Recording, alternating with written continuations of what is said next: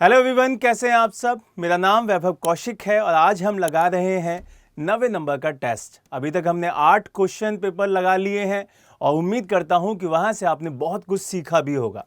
तो चलिए पहला क्वेश्चन लगाते हैं। पहला क्वेश्चन है आपका, नीचे दिए गए कथन जो आपके सामने है उसमें से एक अभिकथन है और एक आपका कारण है। आपको बताना है कि क्या वो उसको सपोर्ट करता है और वो दोनों सही हैं या नहीं। अभिकथन क्या कह रहा है? उत्तर प्रदेश कौशल सतरंग योजना। अब इसको याद रखिएगा क्योंकि ये बहुत इंपॉर्टेंट हो जाती है, क्योंकि उत्तर प्रदेश से ही रिलेट की हुई है। तो उत्तर प्रदेश कौशल सतरंग योजना के तहत प्रत्येक जिले में नए कौशल विकास केंद्र स्थापित किए जाएंगे। ये पॉइंट आपसे कह रहा है कि यूपी गवर्नमेंट ने जो अपनी एक स्कीम चलाई थी वो थी कौन सी? कौशल सतरंग। उसके तहत आपके जो विकास केंद्र हैं उनको स्थापित किया जाएगा, किसमें? प्रत्येक जिले में। ठीक है। दूसरी बात क्या कह रहा है? सरकार का मंतव्य प्रदेश के युवाओं के शहरी क्षेत्रों की ओर पलायन करने वाली जो प्रवृत्ति है उस पर नियंत्रण लगाना है।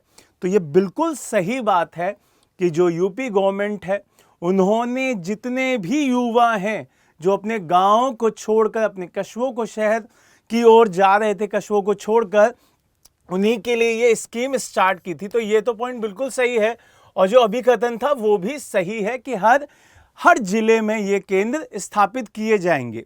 अब जब ये दोनों ही सही हैं तो ये भी आपको पता होना चाहिए कि ये इसको सपोर्ट भी करता है। इसका मतलब हमें अब देखना होगा कि ए और आर दोनों ही सत्य हैं। तो ये वाला तो पॉइंट पहले ही गलत हो गया क्योंकि इसमें आर असत्य बोल रहा है।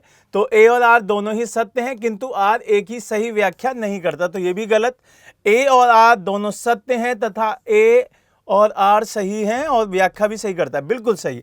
तो आपका सी ऑप्शन एकदम सही है। ठीक है। तो यहां से आपको अगर इसके बारे में और डिटेल लेनी है तो यहां से और क्या क्या पॉइंट आपके पास आ सकते हैं। आपको ये पहले तो पता चल ही गया होगा कि जो ये योजना है वो किसके द्वारा चलाई गई है? यूपी गवर्नमेंट के द्वारा चलाई गई है। और किसके लिए ये स्टार्ट की गई है? बेरोजगार जितने भी युवा हैं उनके लिए। किसके लिए? युवाओं के लिए, जो कि क्या है? बेरोजगार हैं।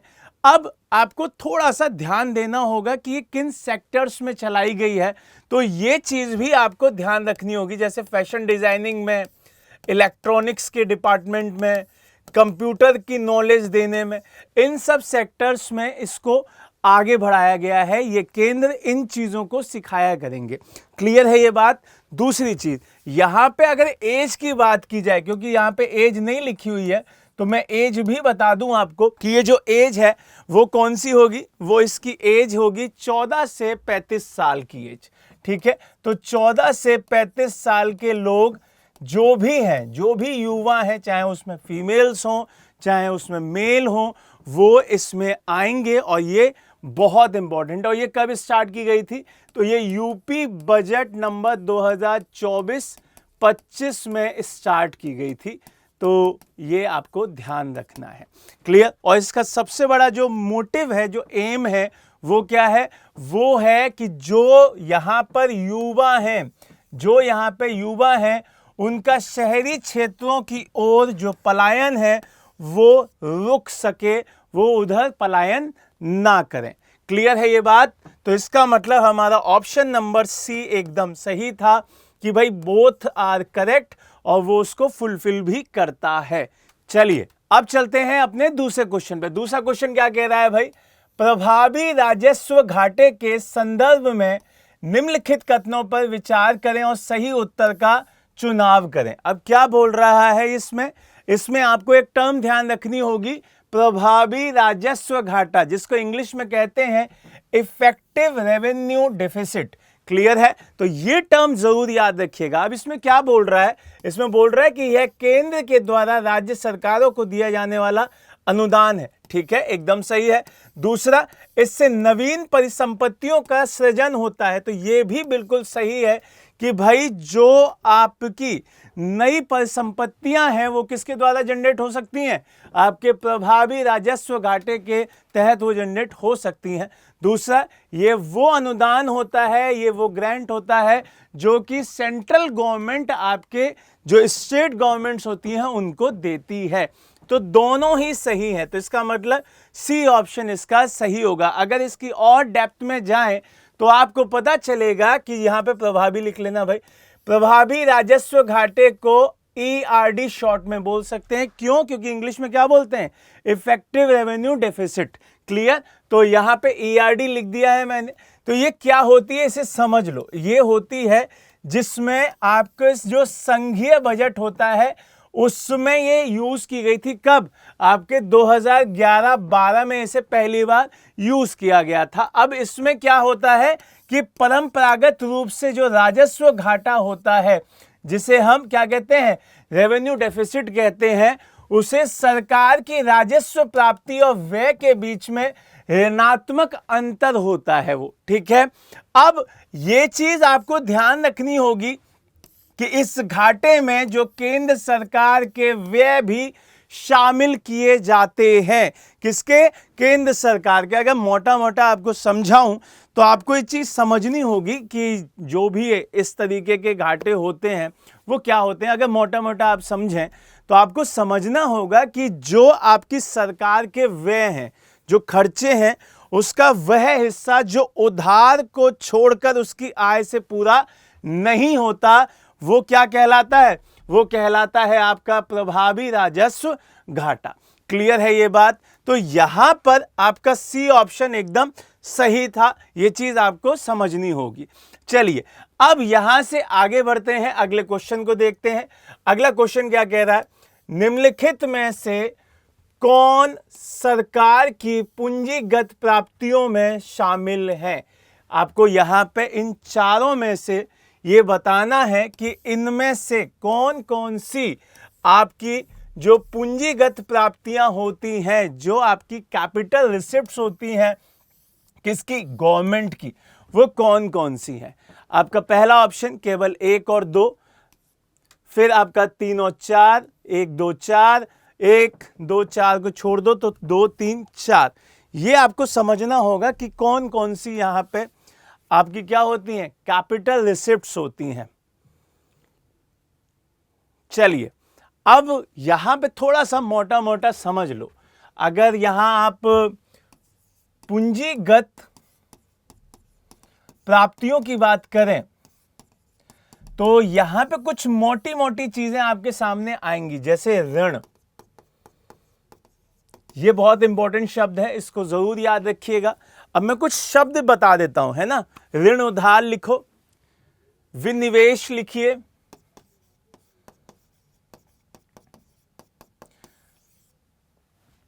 विनिवेश लिखिए। तीसरा लिखिए शेयरों या डिवेंचर से प्राप्त धन, शेयर से प्राप्त धन। ये तीन तो बहुत अच्छे से दिमाग में सेट कर लीजिएगा, पहला, दूसरा और ये तीसरा। अब यहां पे क्या ये कुछ दिख रहा है आपको? तो आपको दिखाई दे रहा होगा रिजर्व बैंक द्वारा ऋण की वसूली। दूसरा, IMF से प्राप्त ऋण, यहां पे ऋण आ गया। लघु बचत योजना, किसान विकास पत्र। तो अब यहां पर ये जो पहला पॉइंट है वो तो इसमें बिल्कुल नहीं आया। रिजर्व बैंक के द्वारा ऋण की वसूली हो रही है यहां पे, तो और यहां पे किसका मसला चल रहा है? सरकार का। तो ये पॉइंट हट जाएगा, पहला वाला पॉइंट हट जाएगा। यहां से जहां जहां पे पहला पॉइंट है तो उसको तो काट दो। अब बचे या तो आपका ये या ये। तो यहां पे अभी मैंने बताया कि ऋण तो आएगा ही आएगा, तो दूसरा भी आएगा। तो अब दूसरा कहां पे आ रहा है? यहां पे आ रहा है। तो आपका डी ऑप्शन एकदम सही आंसर है। अब चेक कर लेते हैं कि इसमें कौन कौन से होते हैं, तो वो मैं आपको बता देता हूं। देखो, पूंजीगत जो प्राप्तियां होती हैं वो आपकी सरकार के द्वारा ऋण की वसूली होती है। क्लियर है ये?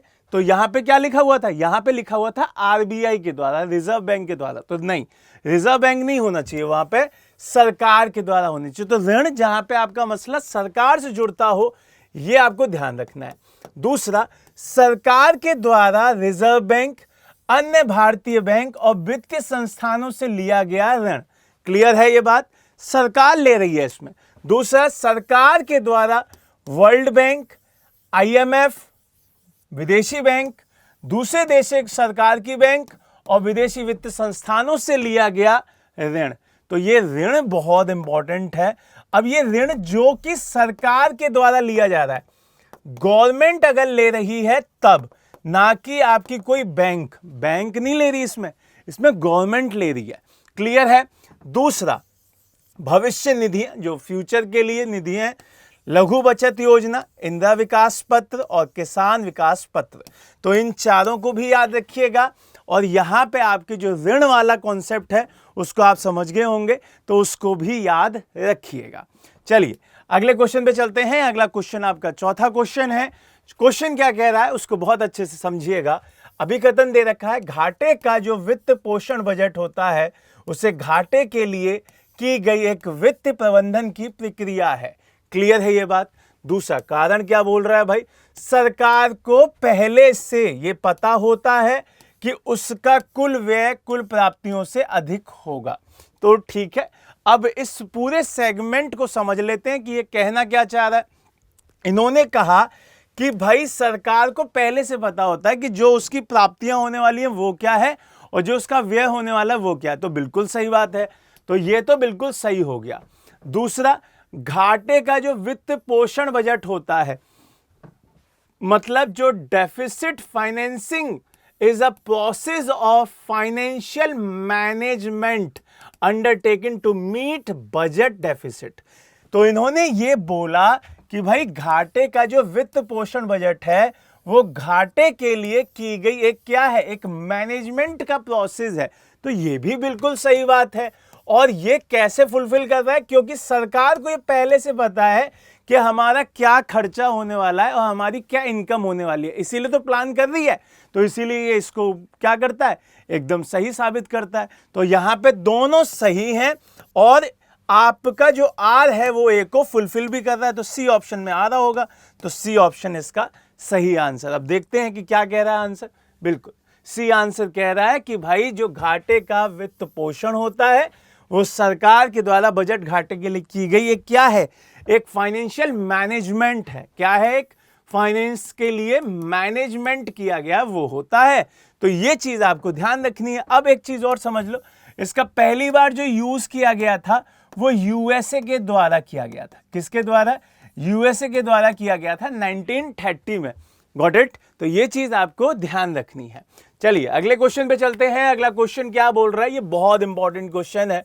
ये बहुत इंपॉर्टेंट क्वेश्चन है। यहां से पॉलिटी भी समझ लो और यहां से इकोनॉमिक्स भी समझ लो। ठीक है, क्वेश्चन क्या है, निम्नलिखित में से किसके द्वारा सर्वप्रथम शून्य आधारित बजट का यूज किया गया था। British government, government of India, Asian development bank या प्राइवेट सेक्टर, ऑर्गेनाइज सेक्टर जो कि यूएसए का था। अब एक चीज समझना, जीरो बेस्ड बजट क्या होता है, ये भी बहुत इंपॉर्टेंट कॉन्सेप्ट हो जाती है कि भाई जीरो बेस्ड बजट होता क्या है, क्या इसके अलावा भी कुछ टर्म आती हैं। तो बिल्कुल आती हैं। वैसे मैं इसका आंसर बता देता हूं, ये यूएसए ने सबसे पहले यूज किया था, आज भी यूएसए में ये यूज्ड होता है। देखो जीरो बेस्ड बजट क्या होता है कि जैसे आज की डेट में 2025 में या 2024 में कुछ चीज हमने स्टार्ट की थी, हमने कोई प्रोजेक्ट स्टार्ट किया था, अब ये 2024 में स्टार्ट हुआ था, अब आगे कौन सी डेट 2025 की, और बजट भी आ गया। अब बजट में ये चेक किया कि जो ये प्रोजेक्ट था क्या उसकी इतनी इंपॉर्टेंस है, वो भी कैसे, जीरो से एकदम मान के। अगर जीरो से मान लिया कि भाई इसे हम एकदम जीरो करो, फिर इसको देखो चेक करो क्या इसकी इंपॉर्टेंस है या नहीं है, अगर है तो कितना है, कितना है तो कितना देना होगा, ये सारा मसला इसमें आता है। क्लियर। भारत इसके पक्ष में नहीं रहता। भारत किसके पक्ष में रहता है कि भाई हमने आज कोई प्रोजेक्ट स्टार्ट किया है तो हम उसे इतने साल तक चलाएंगे, चाहे उसमें फायदा हो चाहे उसमें नुकसान हो। लेकिन यूएसए कहता है कि हम जो प्रोजेक्ट चल रहा है उसको चेक करेंगे और उसकी गुणवत्ता कितनी है, कि उसकी इंपॉर्टेंस अगले साल होगी कि नहीं होगी, ये चेक करेंगे, तब हम उसे आगे बढ़ाएंगे। तो इसी को यूएसए ने स्टार्ट किया था और ये बहुत तरीके के होते हैं, बजट बहुत सारे तरीके के आते हैं। तो इसमें तो आंसर यूएसए वाला हो ही जाएगा। और ये सबसे पहले कब यूज किया गया था? 1979 में यूएसए के द्वारा स्टार्ट किया गया था। अगर मैं यहीं से थोड़ा सा आपको बताऊं कि कितने तरीके के बजट होते हैं, तो मैं आपको लिखवा देता हूं, आप लिख भी लीजिएगा। एक होता है संतुलित बजट, मैं यहां पे अब लिख नहीं रहा हूं बट बोल दे रहा हूं, तो लिखिए संतुलित बजट। दूसरा होता है अधिशेष बजट, संतुलित बजट, चलिए लिख भी देता हूं,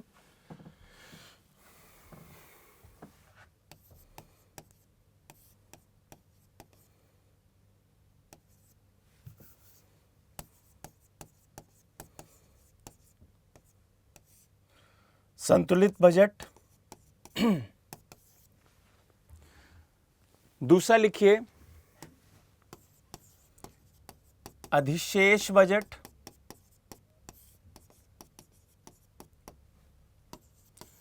तीसरा लिखिए घाटे का बजट।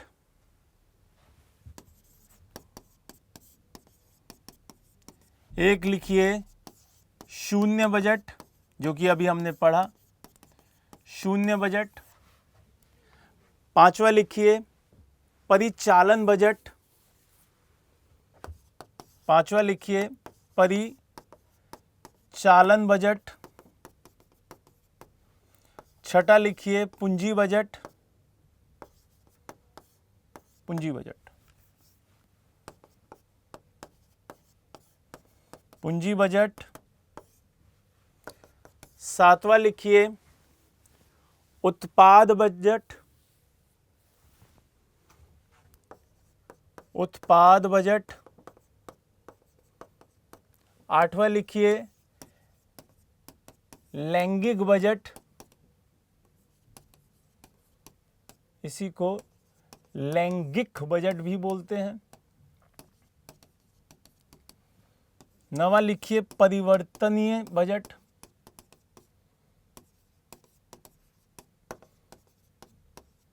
परिवर्तनीय बजट। और एक लिखिए अंतरिम बजट और कार्यक्षेत्र बजट। 10वां कार्यक्षेत्र बजट।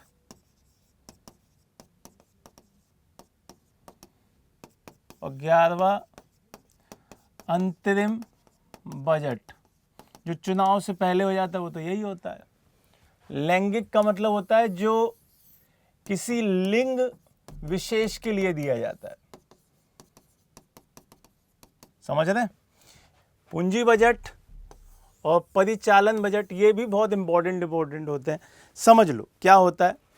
जो परिचालन बजट होता है वो नियमित संचालन के लिए दिया जाता है, गॉट इट, पूरा नियमित रखा जाएगा और उसके संचालन को मद्देनजर रख के।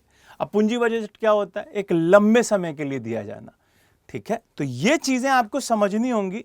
अब यहीं से अगर मैं बजट इतना चिल्ला चिल्ला के बोल रहा हूं, तो भारत में, इंडिया में जो बजट है वो कौन से आर्टिकल में? 112 में। तो ये चीजें आपको समझनी होंगी। अब देखिए इकोनॉमिक्स प्रॉपर मेरा सब्जेक्ट तो है नहीं, लेकिन आपको ये समझना होगा कि भाई इतने सारे जो बजट्स हैं वो आपको पता होने चाहिए। अब इसमें से कुछ ही इंपॉर्टेंट हैं, लेकिन पता होनी चाहिए कि भाई इस तरीके से भी आते हैं। जैसे सरकारी बजट होता है, तो सरकारी बजट आपके मेनली 3 तरीके से आते हैं, ठीक है। सरकारी बजट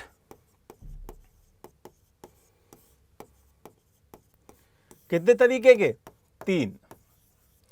एक होता है इनमें से परिचालन पूंजी, परिचालन पूंजी, और एक होता है नगद, जिसको हम नगदी कहते हैं। तो ये तीनों सरकारी होते हैं, ठीक है। तो ये आपको ध्यान रखना होता है, यहां से भी क्वेश्चन बन जाते हैं। तो हमारा जो आंसर था वो आपको समझ में आ ही गया होगा। हमारा आंसर डी ऑप्शन था, गॉट इट। चलिए आगे बढ़ते हैं और अगला क्वेश्चन देखते हैं। क्वेश्चन क्या है?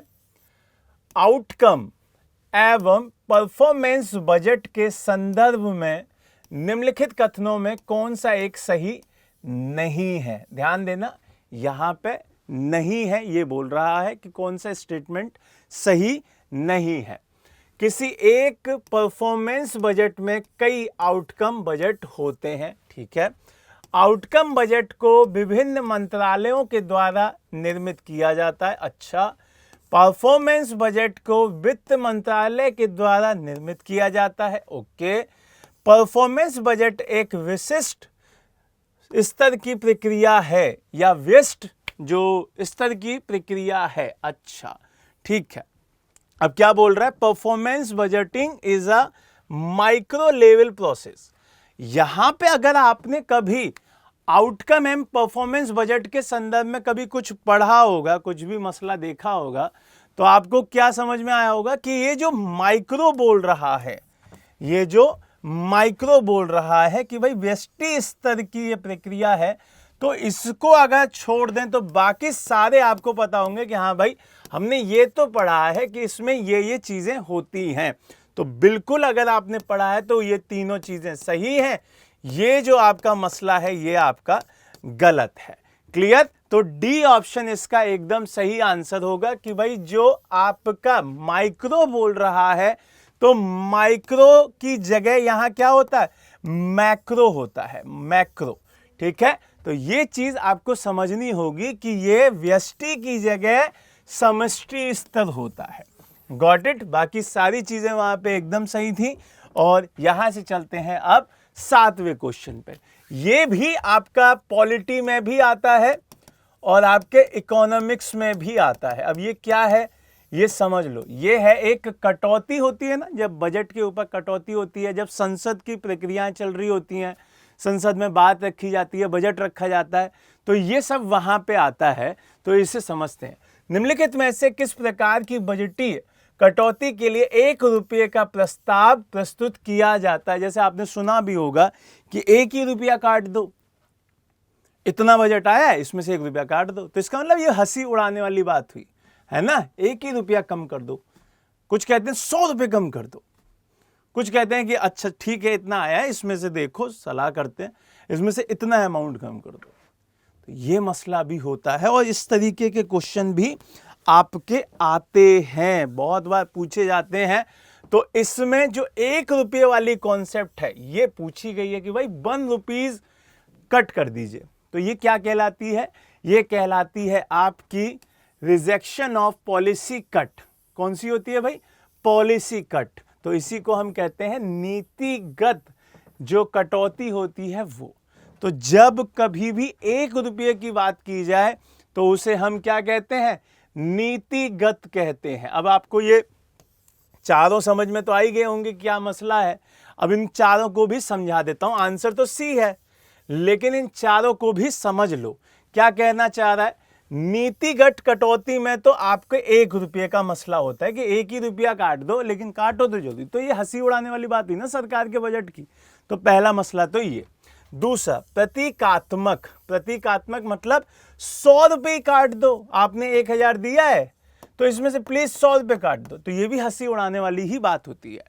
तीसरा, किफायती है ना कटौती। तो इसमें क्या बोलते हैं कि यार एक ये वाला अमाउंट काट दो। ऐसा नहीं 1 रुपया नहीं बोलेंगे, 100 नहीं बोलेंगे, वहां एक अमाउंट बोलेंगे, फिक्स अमाउंट की चलो ठीक है आप देख लो कितना सही रहेगा, लेकिन काटी मतलब इसमें कटौती करो। फिर गिलोटिन। गिलोटिन क्या होता है? यह एक वह प्रक्रिया है जिसमें लोकसभा अध्यक्ष बजट के सभी बकाई मांगों प्रत्यक्ष मतदान के लिए संसद में रखते हैं। क्लियर है ये बात? तो इसमें कौन रखता है? लोकसभा अध्यक्ष। अब लोकसभा अध्यक्ष क्यों रखता है? क्योंकि जो बजट होता है वो लोकसभा में ही रखा जा सकता है, राज्यसभा में रखा ही नहीं जाता वो। ठीक है, तो इसलिए लोकसभा ध्यान रखना है यहाँ पे। Got it? चलो आगे बढ़ते हैं, अगले क्वेश्चन की बात करते हैं। 8वां क्वेश्चन, व्यय प्रबंधन आयोग। बहुत इंपॉर्टेंट है भाई। व्यय प्रबंधन आयोग के संदर्भ में बात करनी है और कथनों पे विचार करना है कि भाई कौन सा सही है। देखो इसमें कुछ बोल रहे हैं कि इसके पहले अध्यक्ष जो थे वो कौन थे? हमारे श्रीमान बिमल जालान जी थे। तो ये तो बिल्कुल सही बात है। जब ये बना था तो इसके पहले जो चेयरपर्सन बने थे वो बिमल जालान जी ही बने थे। अब इसका कार्य क्या होता है? केंद्र सरकार के जो खर्चे होते हैं उसके प्रमुख क्षेत्रों की पूरी समीक्षा करना। तो ये मसला जो आपका दिखाई देता है वो आपका सही है, क्योंकि ये कमेटी जब ये आयोग जब बना था तो इसका काम ही ये था कि केंद्र सरकार के जितने भी खर्चे हों तो वो खर्चे किस एरिया में हो रहे हैं, किस क्षेत्र में हो रहे हैं, उसकी क्या करे, ये समीक्षा करे। और इस पूरे कमीशन का नाम क्या रखा गया था? व्यय प्रबंधन आयोग। क्या रखा गया था भाई? Expenditure management commission. और इसके पहले चेयरपर्सन बिमल जालान जी थे और ये सारी की सारी रिपोर्ट वगैरह बनाता था, रिव्यू करता था उस पर। तो ये दोनों ही सही बात हैं। तो इसका मतलब 2000 ये पहला और दूसरा दोनों सही है। अब ये कब आया था? ये आया था 2014 में। ठीक है, तो इतनी ही बात हमारे लिए इंपॉर्टेंट है, बाकी चीजें हम इसी पॉइंट में क्लियर कर चुके हैं। अब चलते हैं नवे क्वेश्चन पे, और नवा क्वेश्चन है जेंडर बजटिंग के संदर्भ में। किसके संदर्भ में? Gender budgeting. आपको याद होगा जब मैं आपको बजटिंग के टाइप्स बता रहा था तो वहां पे लैंगिक भी बताया था। क्या बताया था? लैंगिक। तो वहीं पे आपको ध्यान देना था कि इसके तहत संसाधनों का आवंटन लिंग के आधार पर किया जाता है। तो बिल्कुल किया जा सकता है, क्योंकि हमने बजटिंग का एक टाइप पढ़ा हुआ है। भारत में इसे आम बजट 2015-16 से प्रारंभ किया गया है। अब यहां थोड़ा सा हमको फंसना होगा। क्यों? क्योंकि हमें ये ईयर तो आपने बताया ही नहीं सर। तो ये रुक जाओ यहां पे। क्यों? क्योंकि ये ईयर गलत है।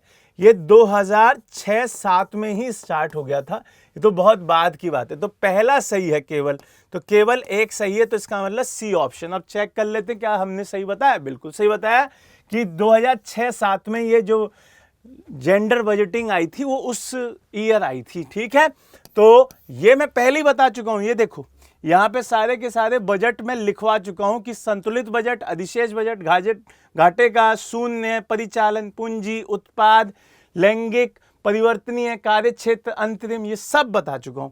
ठीक, चलो अब यहां से आज का जो आखिरी क्वेश्चन है वो आप सभी के लिए है। आप सभी इसको बढ़िया से पढ़ के इसका आंसर कमेंट बॉक्स में दीजिएगा। क्वेश्चन क्या है? लोक नीति के गोल्डन रूल के संदर्भ में निम्नलिखित कथनों पर विचार करें और सही उत्तर का चुनाव करें। इसके तहत सरकार केवल निवेश के लिए ऋण लेती है। सरकार विशेष परिसंपत्तियों में चालू व्यय की पूर्ति के लिए भी ऋण ले सकती है। तो आपको इन चारों में से सही उत्तर का चुनाव करके क्या देना है? इसका सही आंसर देना है और कमेंट बॉक्स में बताना है। उम्मीद है कि ये सीरीज़ आपके लिए बहुत बेनिफिशियल रहेगी, क्योंकि यूपीआरओ का एग्ज़ाम बहुत करीब है, उसकी डेट बहुत जल्दी आने वाली है। तो इसको बढ़िया से लगाते रहिए। इससे जो डिटेलिंग्स मैं आपको बता रहा हूँ उसको अपनी नोटबुक में नोट करते रहिए। चलिए आज के लिए bye bye, take care, God bless, जय हिंद, जय भारत।